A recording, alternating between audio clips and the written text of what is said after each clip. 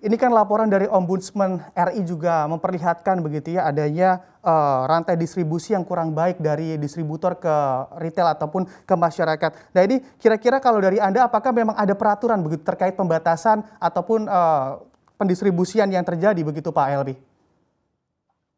Ya, menurut kami bahwa semuanya ada aturan-aturan, ada mekanisme distribusi yang sudah diatur, bagaimana untuk pasar tradisional, bagaimana untuk pasar modern atau retail modern, semuanya ada. Sehingga kalau itu berjalan, harapannya adalah bisa memenuhi kebutuhan mereka yang membelinya di pasar tradisional maupun di pasar retail modern.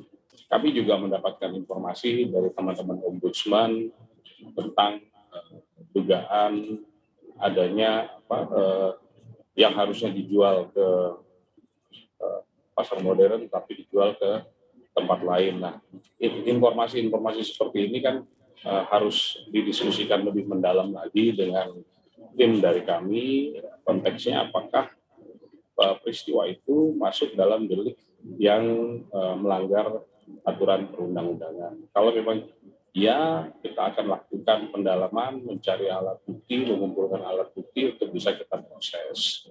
Kalau memang itu sanksinya administratif, kita akan berkoordinasi dengan KPPU. Demikian.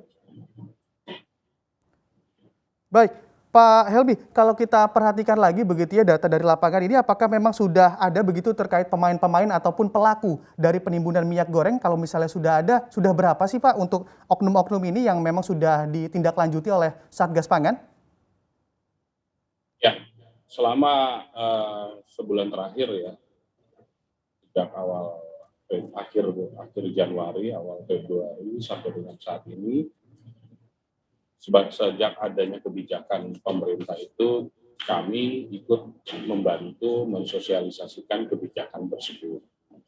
Kita sudah ada instruksi dari Bapak Kapolri, Bapak Kabar Eskrim untuk membantu mensosialisasikan kebijakan pemerintah itu kepada masyarakat. Seperti tadi sudah kami sampaikan tentang HET 14.000, kemudian juga ada kebijakan revansi. Nah, setelah adanya atau setelah sosialisasi ini tentu kita lanjutkan dengan pengawasan. Pengawasan dengan apa? Dengan cara kami turun ke lapangan, seluruh satgasda yang ada ikut melakukan pengecekan tentang hal itu. Dari kegiatan tersebut memang ada beberapa hotspot. Yang pertama di Sumatera Utara ditemukan sejumlah stok, kemudian di NTT juga begitu, kemudian di Jawa Tengah ada dugaan pemalsuan minyak goreng, ini sudah dilakukan penanganan, bahkan sudah ditetapkan tersangka.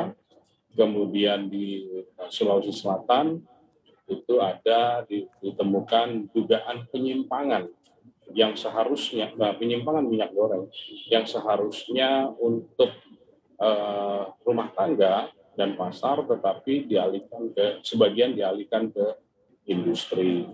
Nah, dari hotspot ini sudah dilakukan pendalaman. Yang pertama di Sumatera Utara sudah dilakukan pendalaman, bahkan sudah dirilis oleh Bapak Kapolda Sumatera Utara bahwa ternyata stok yang ditemukan itu kalau kita gunakan ya, karena kan prinsip bekerjanya adalah asas legalitas, aturan mana yang dilanggar. Nah, berdasarkan Undang-Undang Perdagangan pasal 107 dan pasal 29 serta Perpres 71 nomor 2000 tahun 2015 pasal 11, ternyata stok tersebut belum bisa dikatakan sebagai menimbun karena itu masuk atau itu belum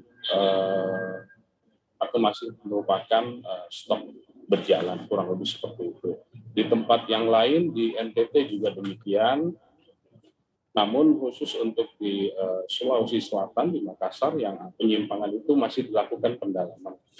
Karena di sini kan mereka mengalihkan sebagian